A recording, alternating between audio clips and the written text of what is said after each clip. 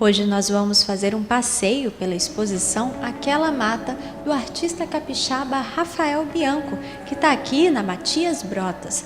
A mostra, que já é a terceira do artista aqui na galeria, é composta de 14 quadros e 4 desenhos. E é o próprio Rafael que vai nos acompanhar nesta jornada.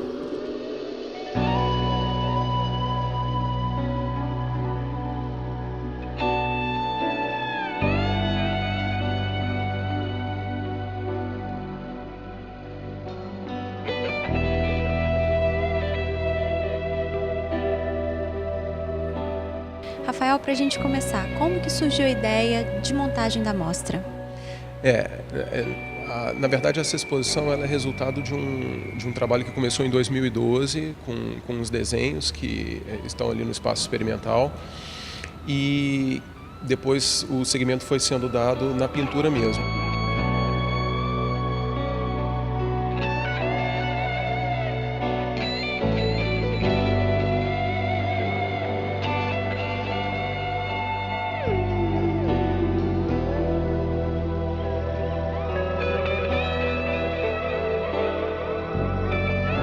Você teve inspiração para essa mostra em cima de uma outra que você compôs, né? Isso, como que surgiu, assim, vamos dizer, essa fascinação pelas matas?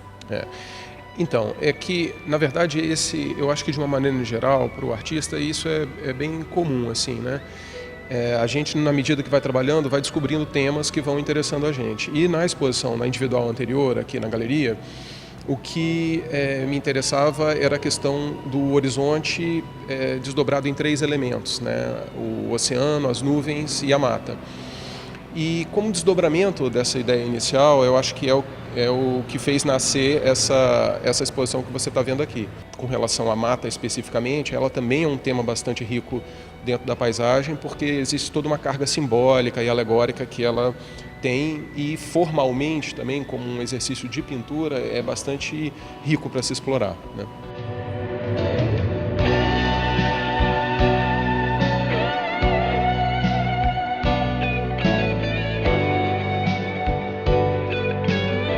Eu, pelo menos chegando aqui, tive uma visão das suas obras, né?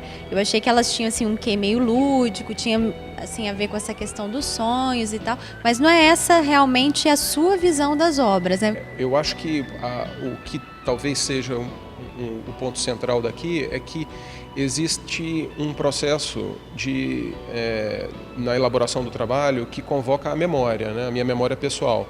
Então, claro que existe, como sempre a memória, ela não é algo fixo, estanque, né? Ela é um organismo vivo, em certa medida. A cada vez que você revisita uma circunstância, ela vem de uma forma distinta, né?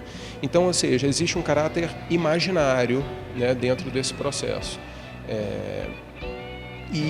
Essa possibilidade do deslocamento também, né, que a paisagem ela oferece, mesmo a questão da mata, é uma possibilidade bastante rica de se explorar, né? Quer dizer, a questão do ponto de vista, né? Uma coisa é você estar, de repente, olhando para uma mata do lado de fora dela, supondo os problemas que existem lá dentro, né? Outra circunstância é quando você está dentro da mata, olhando para fora, onde já existe um outro tipo de desorientação espacial e temporal. Então isso me interessa.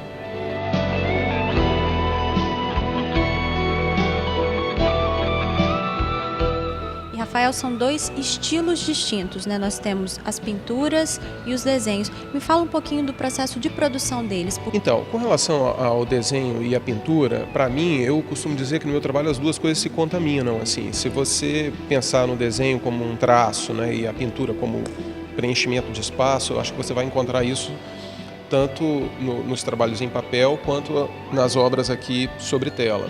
Então, essa contaminação de desenho e pintura, eu percebo que é uma característica que sempre está presente no meu trabalho, assim. Com relação ao óxido de ferro nas telas, o que me interessa é a imprecisão que você ganha na medida que você se debruça sobre a pintura.